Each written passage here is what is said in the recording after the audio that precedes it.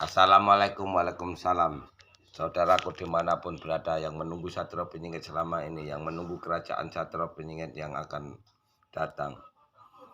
Kalau memang saya Satrio Benyingitnya, cuplikan hukuman Satrio Benyingit di masa depan itu di kerajaan Satrio Benyingit suatu saat kalau udah dijabahi sama Allah Subhanahu wa taala, yang udah dikasih tahu sama Satrio Benyingit ini hukumannya hanya untuk sholat.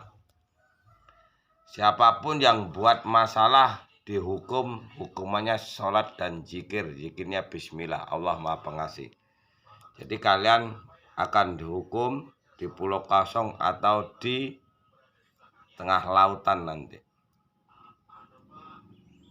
Jadi nggak ada kalian berbuat masalah dihukum, dicambui, dipukuli, disiksa, itu nggak ada.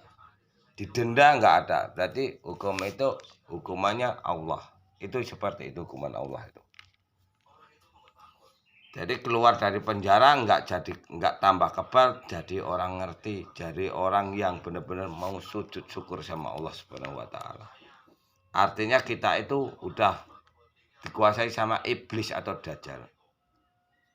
Karena iblis dan dajjal itu masuk ke tubuh manusia. Itu. Jadi di kerajaan Satrio Benyingit itu hanya ada satu agama Islam yang berpedoman Trisula Weda, satu bahasa yaitu bahasa Indonesia. Bangunlah badanmu, bangunlah jiwamu, itulah yang namanya Pancasila. Jadi saya sekarang ini membangunkan kalian, menyadarkan kalian dari gendam-gendamnya iblis itu. Ya. Baru jumpa nanti akan jumpa yang namanya Bhinneka Tunggal Ika. Bersatu kita teguh, bercerai-berai kita runtuh. Jadi tentang agama nanti diceritakan semua sama Satrio Benyingit. Sama saya yang menceritakan. Nah, seperti itu. Jadi kita wajib menolong orang-orang kita yang udah dikuasai oleh iblis atau dajjal. Jadi negara kita ini juga harus dibenahi. Kalau seperti ini negara kita, bukan membuat orang itu seluruh makhluk hidup ini nyaman, tentram, itu enggak. Semakin maju ke depan, semakin kehancuran yang ada. Sementara orang awam, orang yang nggak ngerti apa-apa itu bekerja pagi, pulang sore, berangkat pagi, pulang pagi. Pikirannya untuk masa depan, bukan untuk berperang. Apalagi saya mewakili orang hutan ini.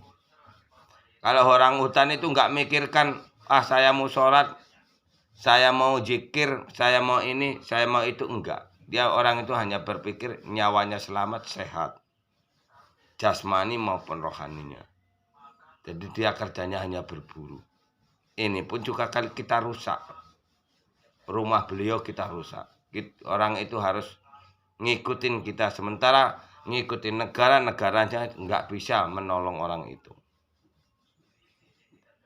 Nah ini harus disadarin sama-sama. Gitu.